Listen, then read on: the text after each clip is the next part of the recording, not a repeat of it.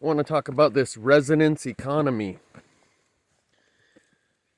So there's a bunch of different angles I want to come at it from, and eventually I'll probably just work my way around through all of them. But it's something that I've been tipping on for a while, long time. Just without those particular words. Resonance economy is something I got from James True. And he's talking about the resonance of your prana, your chi, your life force energy, your vibe. And it's also why Esther Hicks talks about a rampage of appreciation. To go on a rampage about all the things you're appreciative of, which is the opposite of what a lot of people do. They run around and they point out all the things. How stupid is that? How fucking shitty is that? How sucky is that? And they're sitting right there next to you in the car expecting you to go, yeah, that's fucking sucky. Oh yeah, that's shitty.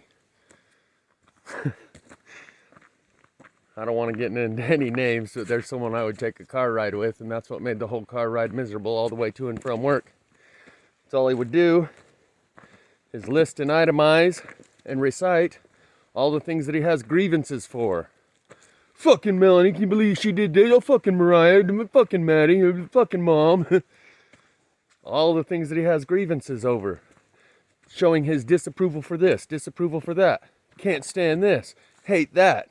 How fucking stupid is that? Isn't that the stupidest thing you ever seen? And expect you to reciprocate. Go, yeah, that's shitty, yeah, that's stupid, yeah, I can't stand that either. And Esther Hicks would talk about building momentum. On a day when you're not in your good, happy place, but all you can do is ruminate about the things that you have disapproval for, the things that cause you heartache, just go to bed and start over the next day. You've built too much momentum. It's a feedback loop. And that's the reason for the rampage of appreciation she tells you to go upon instead, and do that from the very first in the beginning of your day, so that you can build momentum in that direction and get sucked into the vortex, she calls it. That vortex is a place where the Holy Spirit resides within you. Because the Holy Spirit sees through your eyes, hears through your ears. And I've said this plenty of times, when you get on one of those rampages of things that you show disapproval for and that disappoint you and that cause you heartache and grievance, Holy Spirit's sitting right there next to you, just like me sitting in the car next to this guy who's going on a rampage about all the things that he doesn't like and that cause him disapproval and displeasure. Holy Spirit's sitting there right next to you, listening to you go over your list of petty grievances that are so minor and insignificant. Just sitting there going, okay, can we get back to our relationship now? Because our relationship between me and the Holy Spirit is based on this vibratory frequency where we resonate at a level of appreciation, love. All those things that you disapprove of are based on fear. So there's this resonance economy, basically where we're all online telepathically, hearing what each other hears, feeling what each other feels. It's called empathy. And we all have this ability from the time we're very young. In fact, it's one of the milestones of growth and development for a young child. I know this from my study of human development through the life cycle. Like at 6 months old, the child develops separation anxiety. When the parent goes into another room, the child freaks out and starts to cry. Parent comes back into the room, child's okay. Another milestone of growth and development is when they develop empathy. But they develop this from the very beginning. When one child starts to cry, so does the other one across the room. Because they can feel the pain and suffering of that other child, so they too start to express that same feeling because they can feel it. Where you're literally online telepathically. Or empathetically. Empathy instead of telepathy. But it's pretty much the same thing. And God has this empathy or telepathy and doesn't want to hear you going on about all the things that cause you your minor, petty, insignificant grievances. When you go on a rampage of disappreciation, the Holy Spirit resides within when you're on one of those rampages of appreciation. All the things that are good. All the things that you can spot and focus your attention upon and appreciate. And Esther Hicks talks about milk it. Milk that feeling of appreciation that you have, even for the little things. And that's how you get into the vortex. That's into a resonance economy feedback loop with the things that are good in life. And you will have rendezvous, she says, with other people who are on the same wavelength. And you'll have experiences that reflect to you that vibratory frequency that you're resonating in. And the opposite is true. And it's why I and some people out there who have told me in the comments they have the same experience. And you go to Walmart or just about anywhere, everybody who you come in contact with, even if you don't make eye contact and you're standing back to back, you have a connection with them on this vibratory frequency of a resonance economy. You can feel what they're feeling. And there's this feedback loop that happens for individuals and collectives. The feedback loop on the end of the spectrum that you don't want to be on is what I've spoken of before, referring to schadenfreude, harm joy, where the only feeling of satisfaction you get is out of seeing someone else feel negative emotion. And then it gives you a feeling of satisfaction. And a lot of people are on that wavelength, but love even finds a way, even in that world, where one person's so full of bitterness, contempt and animosity, spite, hatred towards the world, they resonate with someone else who feels the same way. I can't stand that. Yeah, me neither. I fucking hate this. Yeah, I hate it even more. Hey, I think I like you. I think we get along. And so, as these energies get turned up in our world, whether it's the Schumann cavity resonance, you either gravitate in this direction or that direction, but you get sucked into one of those feedback loops or the other. Maybe that's what it means in the Bible when it says, he who sins and has hatred in his heart, let him continue to sin and have hatred in his heart. And he who does good works, let him continue to do good works. Because as this energy gets turned up, it's like turning up the temperature, and either you're going to resonate and gravitate towards this vortex or that vortex. And just like the individual builds momentum throughout the day by the things that they focus their attention upon, to where by the end of the day they've had a great day because they've been focusing on and noticing and paying attention to and resonating with the things that bring them good feelings, the things that they have appreciation for, or they've been on the opposite end of the spectrum. And the more you see and notice and feel and resonate with those things that cause you heartache and grief, the more of those things that will come into your experience that cause you to, like a feedback loop, like the opposite of cognitive dissonance, not normalcy bias, where you see the evidence of all of your preconceived ideas. The psychological terminology for it is confirmation bias, where all your biases, all your prejudices, where you have conviction prior to investigation. That's what a prejudice is. You have judicial prejudice. It's based on the same word as judicial and jurisdiction, prejudice. Prejudgment. And confirmation bias is where you will see and experience all the things in your world that give you confirmation of your preconceived ideas, your prejudgments, your prejudice. Confirmation bias, you see the evidence of whatever it is you already believe. So two people can be looking at the exact same thing. One of them sees things that bring them pleasure. The other one sees things that bring them pain. It's exemplified by this story about two kids that are put into a room full of horse shit. One of them starts crying because it stinks and all this other stuff. The other one starts jumping for joy, saying, there's a pony in there somewhere. And I'm here to get the pony. So we all have confirmation bias that starts and continues this feedback loop, where you draw into your life experience the things that resonate with that frequency you're on, that give you confirmation of all the things that you hate or all the things that you love and enjoy and appreciate. And that's why Esther tells you to go on a rampage of appreciation. Rarely does ever does anyone do that, but in that way you can manifest through intention, willfully and intentionally, rather than manifesting by default, by simply looking at all the things that you disapprove of and then bringing to yourself more of them. All the evidence that supports your biases and your judgments and the focus of your attention, on all the negative. If you focus your attention on the positive, you'll see all these experiences in your life happening that give you reinforcement of and validate all of those perceptions that you have. Now this momentum builds on an individual level and a collective level. Because collectively, we all get into this feedback loop where you feed into someone else's negativity and they feed into yours. And it creates a downward spiral for which there really is no way out of. Once you've gone so far, there is a self-reinforcing, a self-supporting feedback loop that draws you further and further in that direction.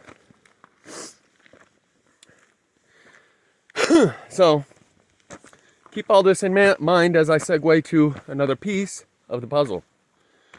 A world in which all of the amenities of life are provided. You don't have to struggle and work for your daily bread. Like that type 1 civilization that I've been talking about, that pulls from the collective individuals who are compatible with their society. What would be the stock in trade? What would be the commodity of value? What would be the currency of value in a world where everything is already provided? This also points toward Matt's stalled century, where he says nothing has improved other than these little gadgets and these gizmos that we're holding on to, these phones. But if technology were allowed to flourish in all areas of life, we would have had cures for diseases. We would all only have to work an hour or two a day and be able to live as high on the hog as we do without having to struggle every day for it. So his theory is that somehow these technologies have been held back, and our condition, the human condition in our daily experience, has also been held back and retarded when it could have been advanced to the point where we don't even have to work anymore. It's just like that Heisman theory or whatever, that technology doubles every 2 years or every 3 years or whatever it is. It has this curve, a geometric curve, where it increases, and more it increases, the faster it increases, and the faster it increases, the more it increases. And so should our quality of life have increased and improved on that same curve. So his theory is that they're holding back this technology, and our daily experience is also held back in the same process.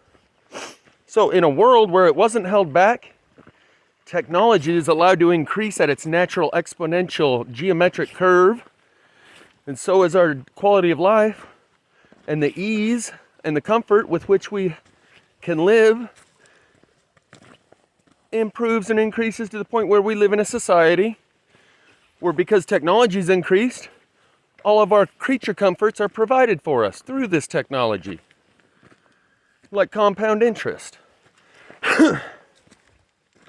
In such a society where the technology provides everything we could ever want and more than we could ever even imagine at this point, what would you get up and go to work for? What would be your daily goal? What would be the commodity of value, the stock in trade, and the currency of value that we exchange and seek more of? The answer is happiness. And so, in such a world, like Pay It Forward, the movie, where instead of waiting for someone else to do something good for you and then you pay it back, instead you look for an opportunity to pay it forward and do something good for someone else. Because the only way to truly achieve happiness for yourself is to give it to someone else. To help, what we think of as philanthropy, where these millionaires and billionaires and trillionaires try to find things to do with their money that improve other people's lives. Why do they do that? Because there's a feedback loop. And if they create happiness for someone else, they themselves experience that happiness that they created for someone else through the empathy, through being able to feel what someone else feels. So the only way to find and achieve and acquire more money or happiness in this world I'm speaking of would be to find someone else where you can improve their happiness, their standard of living. Now, in this world that I'm speaking of, where everyone's running around trying to lift each other up instead of tear each other down, currently we live in the world where, I read this on my 4th grade wall. My teacher had a little plaque up on the wall that said, "You don't have to blow out someone else's candle to make yours glow brighter." Currently, in the feedback loop, in the prana economy, in the resonance economy that we are in, people are running around trying to tear someone else down to build themselves up, trying to blow someone else's candle out to make theirs glow brighter. The Schadenfreude, seeing harm and pain and suffering for someone else, brings you a feeling of satisfaction in what you think of as joy, because it's the closest thing you know to joy. Joy is the feeling that you get when you're doing what's in alignment with your true nature. But I don't want to get caught up in the weeds of the details of definitions of words. So, in this world where happiness is the stock in trade, the commodity of value, and the currency of exchange, how do you acquire more of it? Because you're in a world where on a scale of 1 to 100, everyone's at about a 98 on their happiness level. And you can only find someone who's at a 98 and lift them up to a 99 or 100. And that'll give you a couple of points on your feedback loop of happiness, and it'll raise you a couple points. But in order to really get a return on your investment, you have to go invest your time, effort, energy, and resources somewhere where happiness doesn't abound and there's lots of room for upward mobility. So the lower into a society you go that's full of misery and pain and suffering, the more of a return on your investment, the more happiness you can provide for others that will feed back into your own.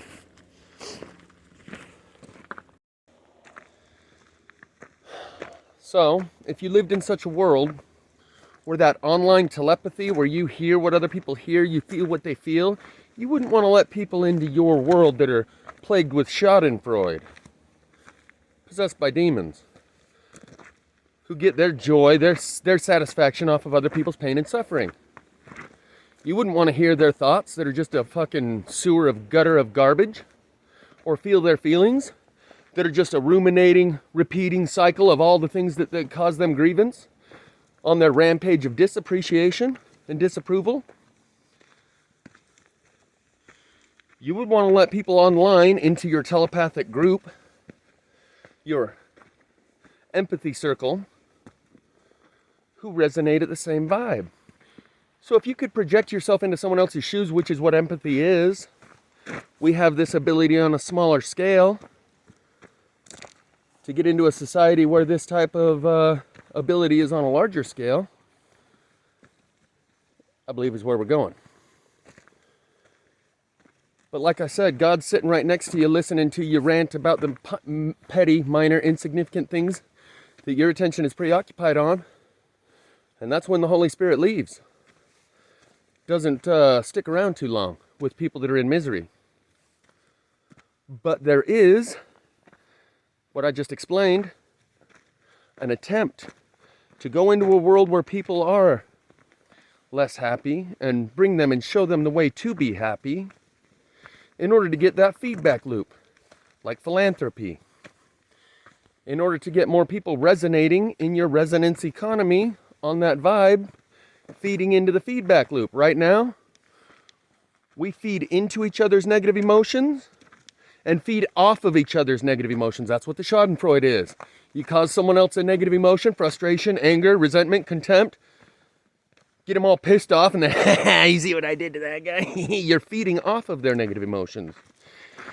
And you're feeding into their negative emotions. Now that you just infected them with that, they're going to go and do it to someone else. They're going to harbor those negative feelings that you just left them with, transfer them somewhere else. That's the psychological terminology, harboring and transference. And I've talked about that before, so I won't do too much on it now. But it is an infection, a virus. And this energy that I'm speaking of, this prana economy, resonance economy energy, is a real thing. And once you can start to see it as such, just like electricity, you can't see it, you can't hold it in your hands, but it's an energy. And once you start to conceive of it as a real substance, like a material, then you can start to harness it and direct it, and it creates everything in our world. So when you can start to see this energy of prana, of life force energy, of happiness, as a currency, a material value that is the stock in trade and the currency of exchange, in a world where everyone already has everything they could possibly want provided for them as far as physical material goods and services. In that world where everything's provided for you, then what is there to seek or pursue? Life, liberty, and the what? Pursuit of happiness. And in this effort to do so, you live in a world where everyone's already looking to lift others up for a self-serving reason. Because if I lift you up, it lifts me up. They're in a pay-it-forward economy where they're constantly looking for someone who isn't feeling so hot to try to help them feel a little better in order that I can get a return on my investment for helping you feel better. In this resonance economy, in such a world, everyone's already flying pretty high and feeling pretty good. There isn't much room for upward mobility anywhere. So you got to go somewhere else in order to lift people up. Because right here, everyone's on a 98 or a 99. There's only 1 or 2 room for improvement points. So if you really want to experience the joy of watching someone grow and bloom, here's the other thing. When you're sick, nauseous, you got the flu, and then you get back to normal, you feel like you're on top of the world. You're like, God, I feel great. Because I was nauseous and puking and sick, and now I just feel normal. And the difference between the two, the contrast between the two, I feel fucking great. I'm on top of the world. And that improvement of how you feel is the equivalent of going into a world where they have this sickness, this mental, emotional, spiritual sickness that they're passing around. Schadenfreude. They're all on a resonance economy of blowing out each other's candle to make theirs feel like it glows brighter. Tearing someone else down to build yourself up. They have a spiritual disease. And you can project yourself into their world and ride shotgun with them like the Spirit does with me. But if you don't hold fast to your spirit, you're knowing what you're true, you'll get sucked into their prana economy, into their feedback loop, into the pain and suffering and misery that they have as a trade of a commodity, of a currency of exchange.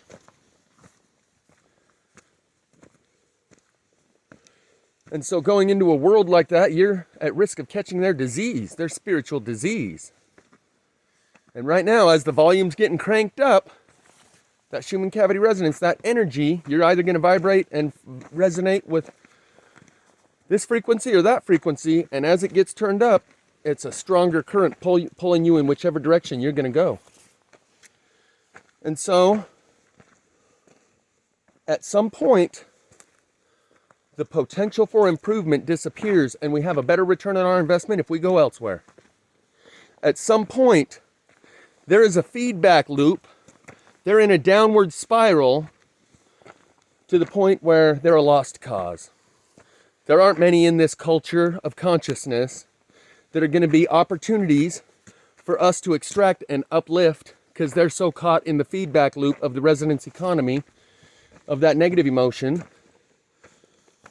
that it becomes a self-supporting, self-sustaining feedback loop that they're incapable of escaping, like a vortex. What Abraham Hicks calls it. You want to get in the good vortex, not the bad vortex, but that's the momentum she speaks about.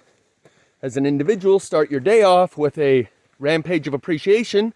That way you get into that upward vortex throughout the day rather than that downward spiral. That's an individual momentum. Collectively, as a society, we also have a momentum. And once we've reached the point where there aren't many opportunities for investment where you're going to get a return on your investment and actually pull someone out of that downward spiral and show them how to be happy. For one, because they're all too caught up in the material world. They think that material possessions will make them happy. And two, they've just built too much momentum going in that direction. Abraham Hicks says when you individually have built that much momentum in the negative direction, just go to sleep and start over the next morning and try to start your next day out with a rampage of appreciation, get on that high-flying disc, she calls it. As a society, there's a point at which they've reached such a momentum, it's time to put them to sleep and start over. Because that spiritual disease that they all pass around, reinfecting each other with every time they have an interaction, gets to be to the point where subtle influences, the likes of which the Holy Spirit engages in, are not enough to get their attention and break them out of that entrenched daily routine that they go through, where they run around looking for all the things that displease them and think that airing it and reciting it and ruminating it and recycling it through their mind is the way to give themselves some sort of feeling of relief. Because they've expressed themselves about this thing they hate and that thing they can't stand and how stupid that is. And all they're doing is infecting the people around them and asking you to reciprocate and resonate with me on this frequency. There comes a point at which you're better off investing elsewhere. Because the return on your investment, when you try to inject yourself into this culture, into this economy, and try to help people become rich who are spiritually poor and morally bankrupt, there's not many opportunities left because they're surrounded by a society that's hell-bent on sucking their negative energy, on feeding off of their negative energy and feeding into their negative energy. So as an individual, that individual doesn't stand a chance within that group. And the momentum of society itself has a suction and a current that draws the individual into that current of the mainstream resonance economy, prana economy that everyone around them is in.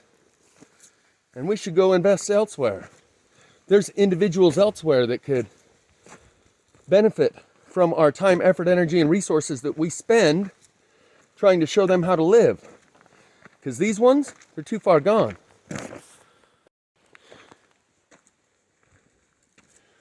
I took a pilgrimage to save this human race. Never contemplating it was long gone. I'll stop the world and melt with you.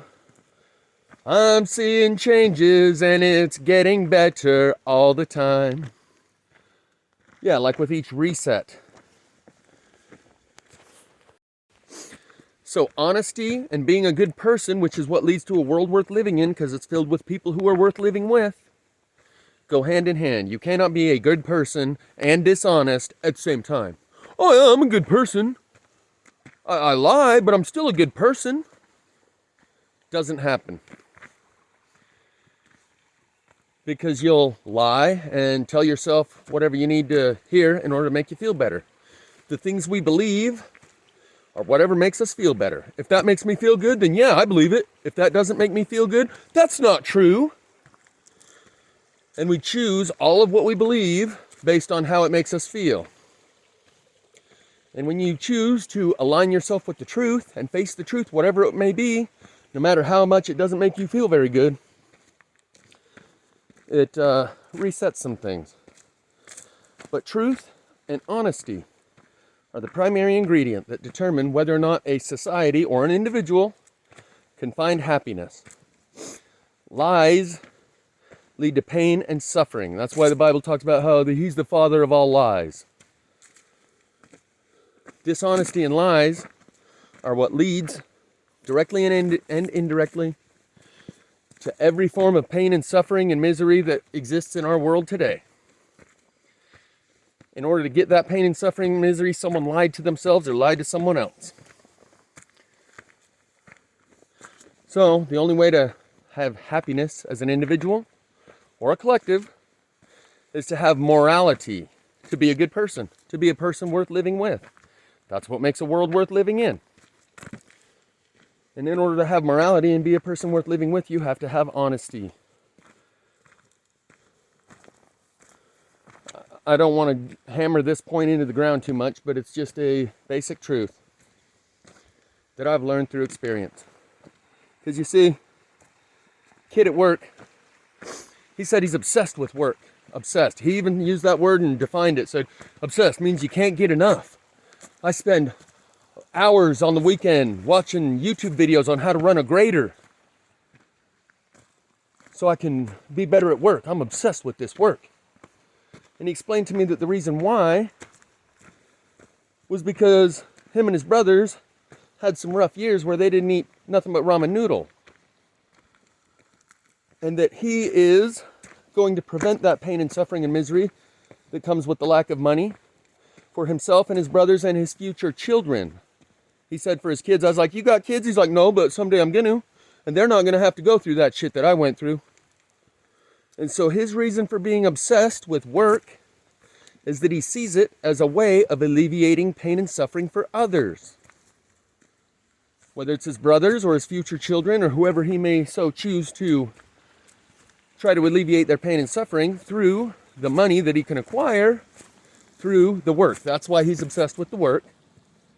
And these are all his own words. And at the same time, he's telling me, if you're obsessed with the stars, then go get a fucking telescope. You're in the wrong place, pal. And he said, we had a discussion. This ain't about him. But what I'm obsessed with isn't the stars, it's with truth. Because I've seen the same pain and suffering and misery that comes about as a result of lack of truth that he has seen the pain and suffering and misery that comes about as a result of the lack of money in a state of poverty. I've seen that spiritual decay, that poverty, someone who's poor in spirit, someone who's morally bankrupt, someone who lives a life of lie upon lie upon lie, those lies come back to create misery and pain and suffering. And we as a society are built on lies. The Christmas ritual is probably one way that they get us to enter into that society. Just ain't about that. So, he's obsessed with work as a way to get money to alleviate pain and suffering. I'm obsessed with truth as a way to acquire truth to alleviate pain and suffering, because both of them, without it, kind of sucks and makes a shitty life experience for those who don't have money and for those who don't have truth.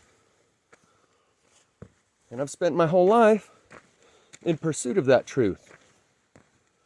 I've also spent my whole life bringing happiness to others in whatever way I can. And this is the one thing that I said. Some people may remember hearing me say this about my trip to Missouri. I'm in the Walmart parking lot, crank up my music, some chicks in a car across the way, roll down their window, hey! So I roll over and talk to them. And she said, why don't you come party with us? I said, I got to go get these kids back to the garden. She said, I got the kids in the back. 2 or 3 times this went back and forth. And she's like, get out the car. Come here, let me show you. And she leans forward her seat, shows me a couple kids in the back, like 2 and 3 years old. Because I kept telling her, I got to go get some more kids back to the garden. She said, I got the kids. And this is the same car full of girls where one of them leans forward from the back seat and says, ooh, he cute. And the driver, the black chick, says, cute ain't got nothing to do with it. These chicks knew why I was there more than I did. And when they wanted me to come party with them, I didn't know where it would lead, but they were definitely on a path that was directly in alignment with my experience that I was having and the whole reason I was there. Ended up giving her my number, didn't get hers, never hooked up again. My point is, when she was like, what you like, baby? You like weed? You like meth?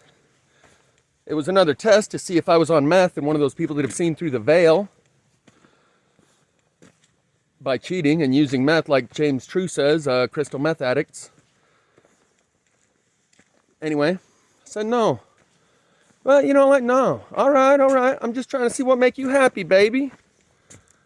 I said being around other happy people, that's what makes me happy.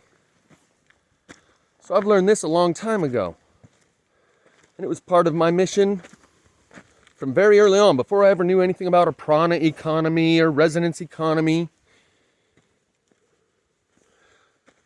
Doing for others what they can't do for themselves. For the longest time, it was dishes. Because around my house, everyone had this constant fight over doing dishes. No one wanted to clean up after themselves, and they sure weren't going to clean up after someone else. So I would go alleviate that source of the conflict, because I could see it was causing them to tear the fabric of the family unity apart. So I'd just go do it. in other ways where I could see that I could do for someone else what they couldn't do for themselves and help them achieve happiness. It's been what I do for my whole life. And that's the kind of person that is invited to join a society that is based on a resonance economy. Sorry, I was saying we're still filming. Because in that economy where you're not forced to get up and go to work to produce and create for your daily bread, for your own personal survival, what's the motivation? Well, happiness. And only those who have discovered that bringing happiness to others is what brings happiness to yourself are qualified applicants, are compatible with such a resonance economy. And when we turn up the volume on that Schumann cavity resonance and everyone is, their energy levels are shooting through the roof, separates the wheat from the chaff. It's a purification process, a distillation.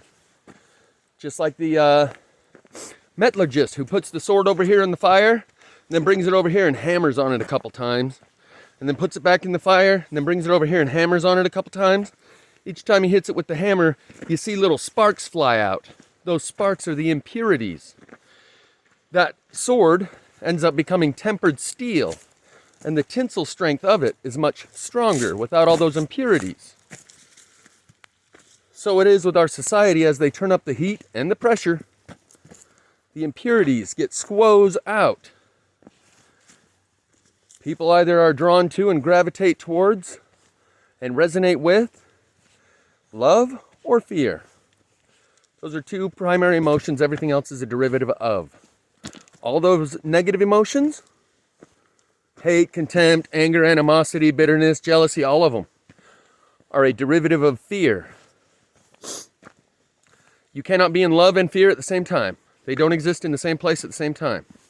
The only way to get you to be truly in love is to get you to not be in fear. The only way to get you to not be in fear is to burn that shit out of you. To give you the opportunity to face those fears, to walk into the fire. Once you do that, it's gone. Fear is a prospective feeling, an anticipatory feeling about what's going to happen. Once it already happened and you already walked through that fire and you see that you're just fine, you're no longer in fear of it.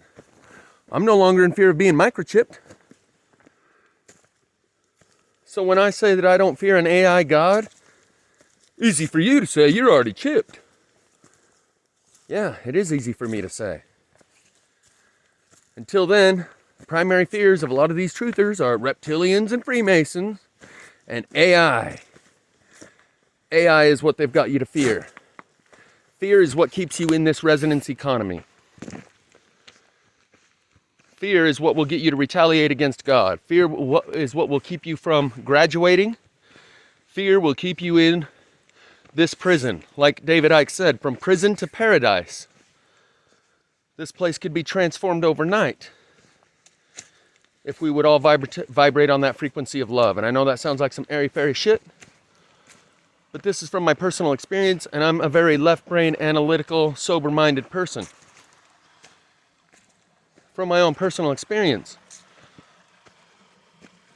I recognize that we are being put through a process, a distillation process, that separates us out based on the core competencies of our character, your true colors of your consciousness.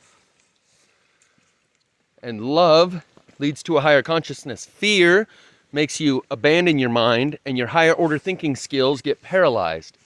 Your growth becomes arrested growth and stunted growth and arrested development. When you're in fear, you become paralyzed. And so, that big witch hunt is still coming. It's on the horizon, and I'm hearing a lot more people talking about it. You know, Project Bluebeam. They've gotten you to fear aliens, and through the Christian dogma, those guys are fucked, man. They're so stuck on their preconceived ideas from that programming manual that the master of the plantation, of the slave plantation that they're on, gave them that manual. And from that, they've been convinced, and they don't even know the details. All they know is the sentiment that you're supposed to hold regarding these subjects. And that you then get the social reward of a pat on the head and told you're a good person by your fellow brainwashed slaves. When you say, there are no aliens, just interdimensional demonic manifestations of Satan. Just because this is maybe a closed system that we can't get out of doesn't mean nothing else can get in. All of their preconceived ideas that they fucking hold so high and think they're so smart are about to get squashed. But, like the Prime Directive on Star Trek, or whatever the other one was. Might have been Star Wars, I think it was Star Trek. Not to interfere with another culture. Not to interfere with their growth and development. By letting them see you, by landing on their White House lawn, any of that shit. There's been a decision made that they are going to interfere with our culture because it is inevitable. The cosmic egg timer is up. This petri dish of consciousness is about to get emptied through that cycle that happens over and over. Like Groundhog's Day. And they have shown that they have gone to great lengths. These spider webs just keep coming out of nowhere. To ease their way into our consciousness as to not render us paralyzed with fear. If they just wanted to enslave us and control us and Satan, Illuminati, Satanic Lucifer us, they wouldn't go to these great lengths in trying to introduce themselves incrementally and gradually. Disclosure through exposure is what's happening on Mr. MBB 333's channel on a daily basis. It didn't used to be like that. A couple years ago, his videos didn't have what they do now. So, when people see the great lengths that have been gone to try to slowly, incrementally introduce us to the true nature of who we are. That's what I said to the guy on my way to Missouri. I'm looking for the truth about myself without fear of what it is I might discover. That fear is what prevents you from learning the truth about yourself. Fear paralyzes your higher order thinking and causes you to go into dogma and think you're going to get a pat on the head for taking a hardline stance on things you don't understand by regurgitating what you've been programmed to regurgitate. Those guys aren't ready for this. They're not going to make it. Their consciousness is going to be shattered. They don't have the mental plasticity, the flexibility. They can't handle the truth. To them, tribalism is more important than the truth. To most people, not just dogmatic Christians. People in general, when I show them the truth about plasma fire, they look around, they take the temperature of society at large and go, well, no one else is seeing this and no one else is saying anything about it, and I want to be part of the group. And so if I see it and say anything about it, then I'm just like you, alienated and outcast from society. So I don't care how true it is or how real it is or how imminent of a danger. The trees are burning on the inside all around us. I'm going to do just like everyone else and ignore it and pretend it's not happening. Because the tribe is more important than the truth. To the point where they are willing to sacrifice their own lives. Well, there's a truth that it's about to be revealed. And for most people, their membership in the tribe is more important to them than the truth. And like I said, happiness cannot be achieved without truth. In a world full of lies, based on lies, where tribalism is more important than truth, pain, suffering, and misery follow. The truth is still the truth, even if no one believes it. And a lie is still a lie, even if everyone believes it. And everything everyone's got stuffed into their puny little fucking pea brain about what they think is the truth is so incomplete, it's completely incorrect. Therefore, a lie. But they will keep telling themselves that because they don't want the truth. They hear everyone else reciting and regurgitating that same nonsense that none of them understand. They're just going to follow suit. Because it's like joining a gang. Because you're too afraid to walk back and forth to Earth School by yourself. You join a gang. Because you're afraid to base your perception of reality on your own mental processes and perception. You just join whatever group. You take a poll. It's a fashion trend where truth doesn't matter. Tribe is what matters. That resonance economy. You want to get the pat on the head and giving a thumbs up and an amen, brother, in the comments section. So you regurgitate the standard pablum and you get the reward. But that reward is nothing. That reward is what keeps a world built on lies moving forward. We're breaking away from that world. I've been working on a jailbreak. Got no time for a mistake. Any moment they'll replace me. No more time to get to know you. Awolnation's been working on a jailbreak for a long time. Enter here the song Slam. Me and my angels, we can coexist. But most people, no, they ain't gonna coexist. They have a human supremacy so deeply ingrained within them that they think they're standing on the moral high ground by declaring everything besides me is evil. And that makes me a good person because I ran around and pointed, that's evil, that's evil, that's evil, that's evil, that's evil. That makes me the good guy. That's their world based on lies that will soon be filled with pain and suffering and misery because of it. Because they were more interested in tribe, so they just followed what the guy next to him was doing. Oh, that's evil? Okay, that's evil. That's evil too? Yeah, that's evil too. Okay, I got it. Now I'm set. Ready for God's judgment.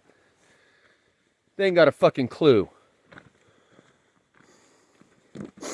And I've proven through plasma fire alone, they don't want the truth. So this is like another phase of growth and development through the lifespan. At childhood's end, reference the movie, the book, the series, Childhood's End.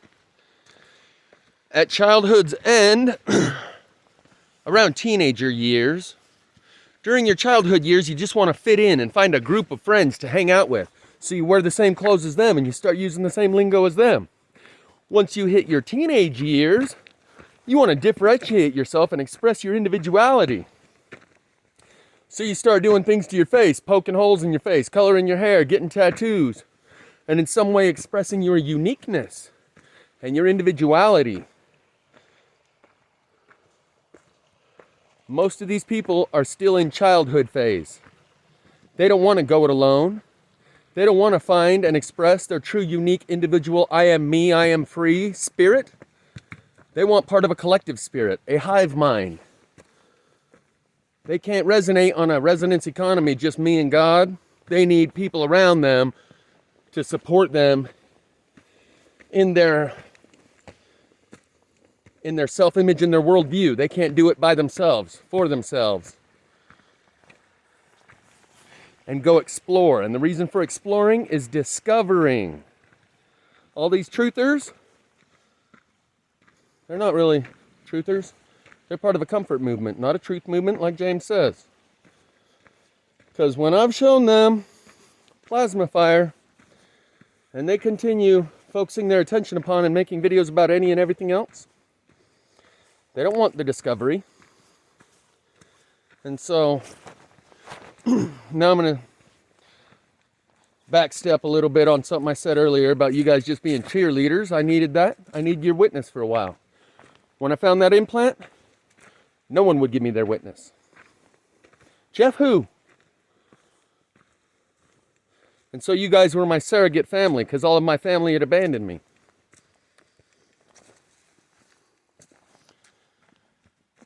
And, sorry, I lost my train of thought.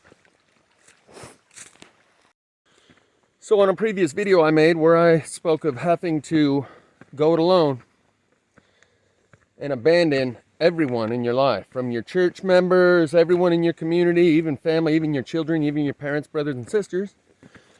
I had someone say, I don't know if I can do that. You only need to do that to the extent that they influence your thinking and your perception. Because the common beliefs is the tie that binds, even in a couple, whether it's man and wife or boyfriend and girlfriend. The tie that binds is the common beliefs.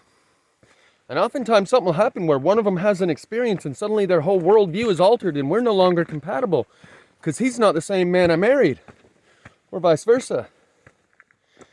And so I don't know if we can even live together anymore because we don't think the same and believe the same things. There is that, like a magnetic pole, a gravity, to conform your thoughts and beliefs and perceptions to that of the others around you, and to develop relationships with other people that have similar thoughts and beliefs as you. Like confirmation bias that works its way into your relationships. You surround yourself with people that confirm your preconceived ideas. And it is in that way that you must be willing to abandon everyone around you in order to pursue the truth. Because we live in a world, truth is not rewarded. That conversation I had with that kid where he's like, if you're obsessed with the stars, you just need to go get you a telescope and go to wherever the people that are obsessed with the stars go, and then you'll be successful and get money. I'm obsessed with the truth, and we live in a world where truth is not only not rewarded with material wealth, it is actually, you are dissuaded from engaging in truth because they will take away all of your lollipops and fancy pants. If you exit the hassle-free zone and start thinking for yourself and exploring and discovering things and then bringing them back to the tribe here along the path of the hassle-free zone, people within the hassle-free zone then feel obligated to out you, to alienate you, to ostracize you, and to outcast you, and to report you to everyone else. Hey, we got one here who doesn't think the same as we do. You believe this guy? Yeah, listen to the shit he's saying. Even if it's something so obvious as the trees are burning from the inside. The trees are burning from the inside. The sky is falling is the only thing that could compare in magnitude to the trees are burning from the inside. Yet all the people in the hassle-free zone want to stay in the hassle-free zone so bad, they're willing to ignore that the sky is falling. They're going to stay in childhood. They're not ready to express their individuality, to go it alone. Individuals find God, not groups. Because groups are full of people that are more concerned with being part of the group than they are with being in alignment with truth. And the rules of that group are that you not align yourself with truth and you maintain your resonance with me and our common beliefs. That's the tie that binds. And as soon as you start to go outside, that's the vows that we took. That's the tie that binds. That's the rules of engagement here. And so society in general is not ready to leave their childhood ideas behind. But for those that are, it's going to be very obvious that they have gone to great lengths to educate us. Incrementally, slowly, softly, gently, in order to acclimate you to the truth of who you are.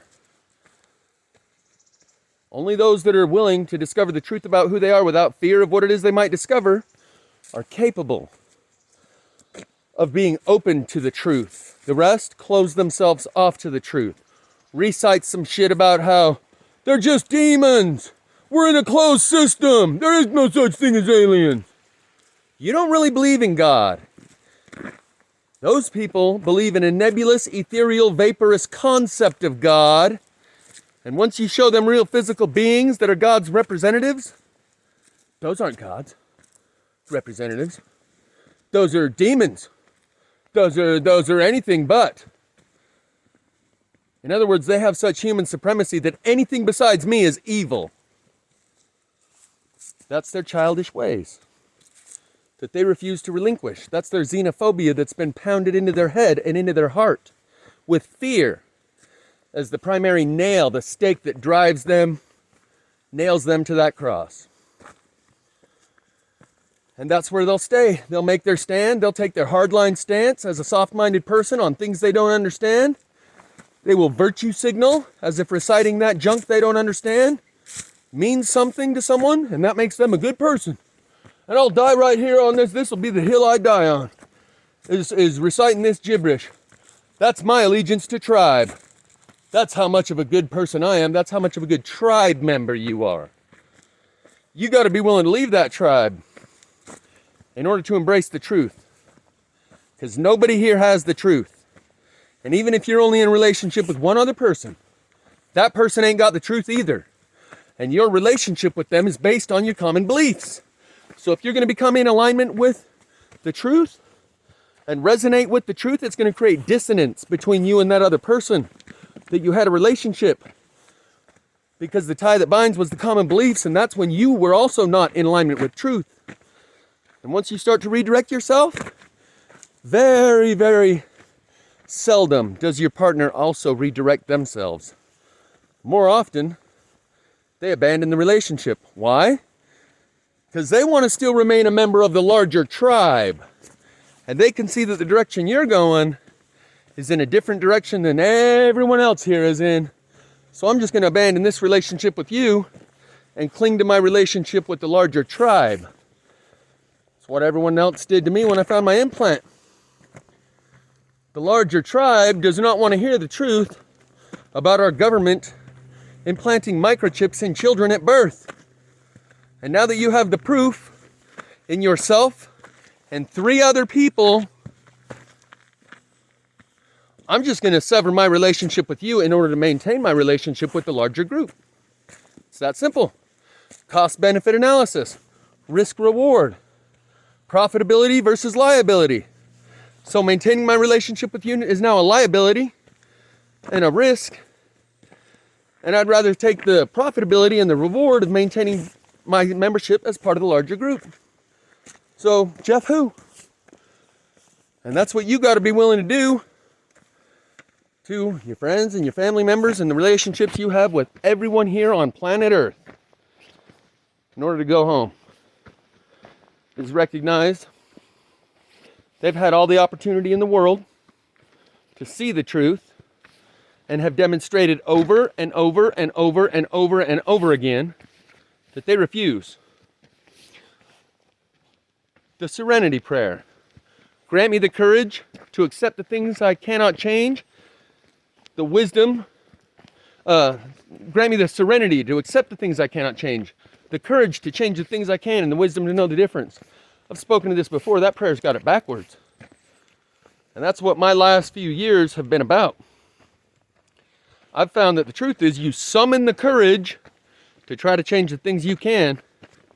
And then after banging your head against that wall a million times, then you'll have the wisdom to know the difference between what you can change and what you can't. Because you summoned the courage and applied the effort. And only after applying 100% of your effort will you be able to have the serenity to accept the things that you cannot change.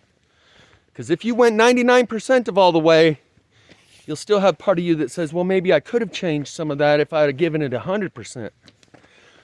But once you've given it 100%, like, oh, I don't know, the last 4 years, plasma fire, airborne aircraft carrier, sun tunnel, black dot craft, portal in the cathedral, intelligently provably controlled clouds, microchip in the ear of 4 different people.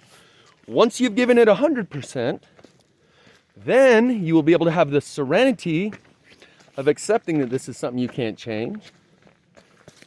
After you summon the courage to change the things that you can. And pounded your head against that wall as many times as it takes until you finally come to the acceptance that will bring the serenity. Without giving it 100%, you won't have the serenity of acceptance. You'll think that maybe there would have been something I could have changed if I'd have just given it that little extra that I still could have. Only once you've given it everything you got can you actually walk away with the wisdom to know the difference and the serenity to accept. So, this change is coming about. Our world is rapidly transforming before our eyes. Most of the people are blind to it. Most of the people are still going about business as usual. And when something comes into their field of view that's out of this world, out of their worldview, individually and collectively, we look the other way and put our blinders on. So like a horse that has blinders on, so it looks just at the trail and can't get distracted by anything happening over there in the periphery, they narrow their view. They put their blinders on and just keep looking at the trail. Keep your eyes on the road. as to not allow myself to get distracted. Why?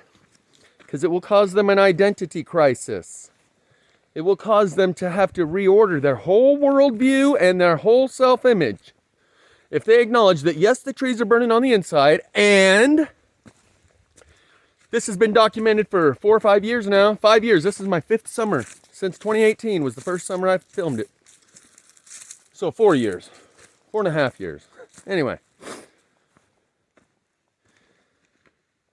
They recognize that if I am to accept that the trees are burning on the inside and that it's been so thoroughly documented worldwide, Portugal, Spain, Britain, 9 different states that I've filmed it in myself, and 4 or 5 others that people have sent me their photos from. It's happening worldwide. So, that means we're under a truth embargo. Behind something like the Iron Curtain in the Soviet Union, where no information gets out of the Soviet Union about what's going on inside, and no information gets into the Soviet Union about what's happening on the outside world until they did perestroika, exploration of the outside world. We're about to do perestroika as a human civilization. Also, there's the Great Firewall of China.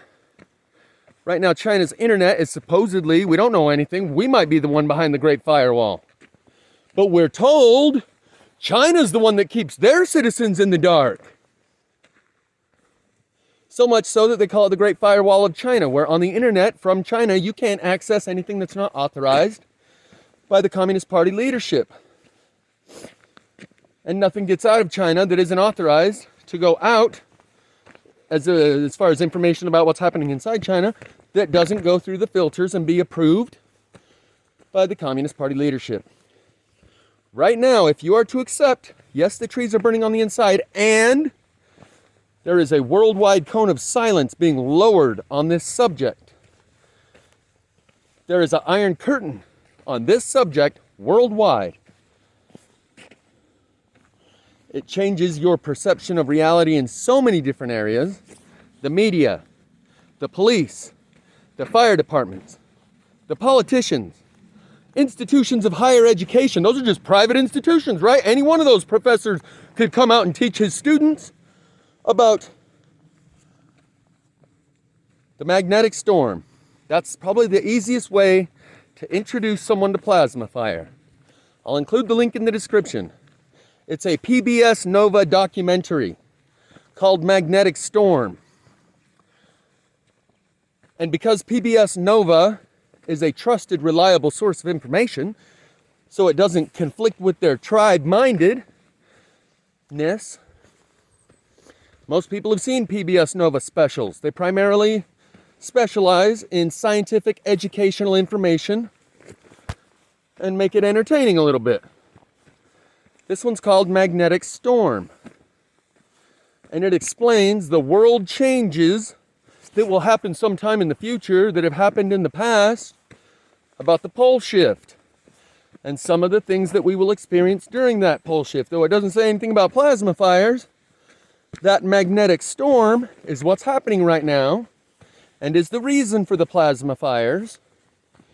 So the best way to introduce someone to the plasma-fired pieces of the Promethean forest and how they come to be that way, it's probably that link to that video, Magnetic Storm. I came across this video 10, 15 years ago when Netflix was still a mail order service. Because I bought it, I saw it on TV one day and I had to have it. So I went online and bought a copy of it and sent it to my dad. And he told me, yeah, man, you should just do Netflix. I was like, Netflix? What is Netflix? Oh, I mail order a couple of DVDs a week and then I send them back and they mail me out a couple more.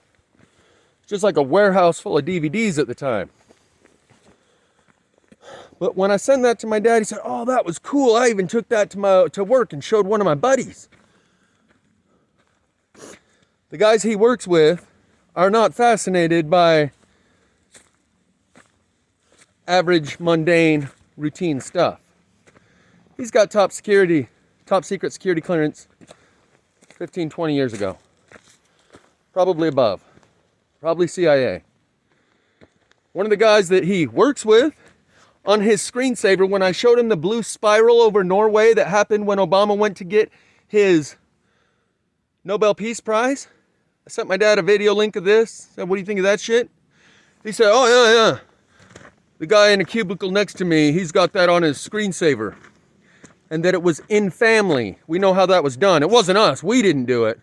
But it was in family. Like maybe it was Raytheon or Boeing or someone else in the aerospace industry. Not Lockheed.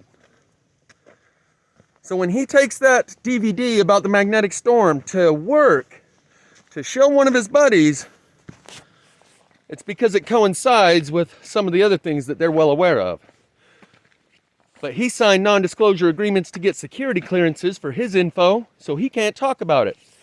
I didn't sign nothing. I'm still a free man. So I came across that DVD, let's just say, what is it? 2008. So 15 years ago about. 10 years before that, in the year 2000 or 99, it was either 1999 or 2000, I took a copy of VHS tapes that shows you the progression of the technology. Netflix is now what it was. 10 years ago, it was a mail order service of DVDs. 10 years before that, I sent my dad a VHS. I didn't send him. I drove them out there. 3 tapes for my dad, 3 tapes for my sister, along with a handwritten letter to my sister. I'll tell you about that in a minute. On those tapes were Greg Braden's Awakening to Zero Point, Beyond Zero Point, the Collective Initiation, where it spoke of the magnetic reversal. That is what the reference to 0 point is in the title, where magnetics reach zero. That was my first spiritual awakening. And I took my dad and my sister out copies of those. I took my dad my shotgun, Mossberg 12 gauge, and a 22 Marlin to try to replace the guns that he had stolen from him when I was a teenager and lived with him, and some thugs that I had been running with broke into our house and stole all his guns. That was just part of the spiritual awakening process I was having. Like, I don't need guns anymore. I got God. What do I need guns for? And here I want you to have God too. So I brought you some VHS tapes of the Greg Braden Awakening to Zero Point. Uh-oh, I hope I didn't go too far. I don't remember this sign. Shit. Kind of looking for a spot. I might have passed it up. Because last time I came, I don't remember this sign. So I think I might have gone too far. So in that letter that I wrote my sister, when I delivered those VHS tapes in like 2000, was a part about how at the time she was still embedded in the system. Adult parole and probation, juvenile justice intake centers, observation and assessment facility. She was basically a prison guard and kind of bounced around from different, facilities to take up different jobs as prison guard type thing. And I told her, there's a big change coming, and you don't want to be on the side of the system when it goes down. At the time, I was just thinking like a revolution to where capitalism gets taken down and all the establishment and institutional figures that are part of the, like de-Baathification in Iraq. Anyone that was part of the Ba'ath Party is now on a hit list. At the time, I was just kind of thinking in those terms. And I said something that sounded so arrogant that after this transition, I will be more likely to be in the position of power and authority like what you currently understand a politician to be. Someone who establishes and develops societal systems and standards that regulate and govern our daily experience. Here I am on the precipice of this changeover, in the position of the guy on childhood's end that was an ambassador between the people and the newcomers. The living bridge between the world that was and the world that will become, as Greg Braden spoke of in those videos, Awakening to Zero Point and Beyond Zero Point, the Collective Initiation, that we are the living bridge between the world that was and the world that will be. the ambassador, the representative, the interim between the two ways of living, between the two consciousness. And I think I lost my path. I'm going to just keep going and I'll time it on my way back. So this resonance economy, that's the gold. After the gold rush is a song. I was lying in a burned out basement when the sun burst through the sky.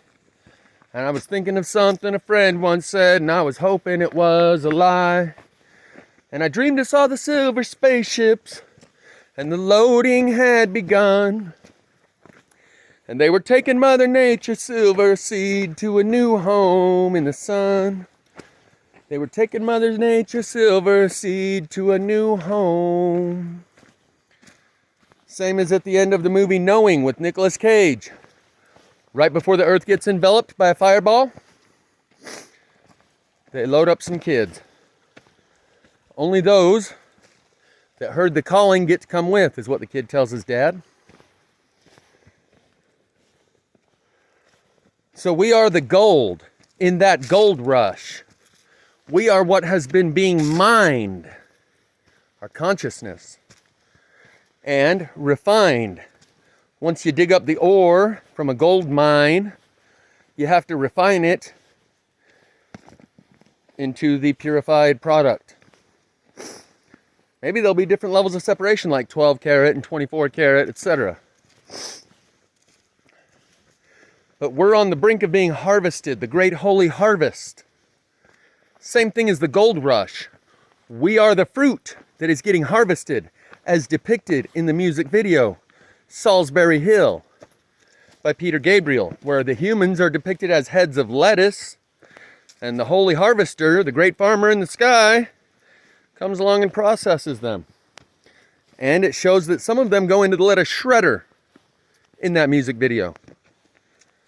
Whether you call it a harvest or a gold rush, whether we're being mined or farmed, this is a culture of consciousness. That is the gold. That is the crop that is being harvested. These physical vessels, dime a dozen. You can hear from the libtards that we're way too overpopulated right now and people just need to quit making new vessels. That's how easy they are to reproduce.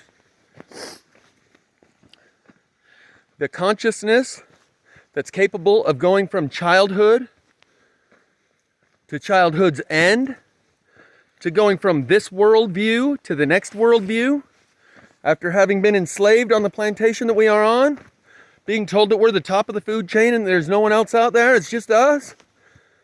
Those who can graduate and become the little fish in the big pond, because when you're in elementary school and you're a sixth grader, you're the big fish in a little pond. As soon as you go to high school, now you're the little fish in a big pond. Well, most people's consciousness wants to stay here and be the big fish in this pond and talk about how God's wrath is coming and there's no aliens and that's all demonic possession and you're evil and you're evil and you're evil and you're evil and that makes me good. They ain't coming with. At least not where I'm going.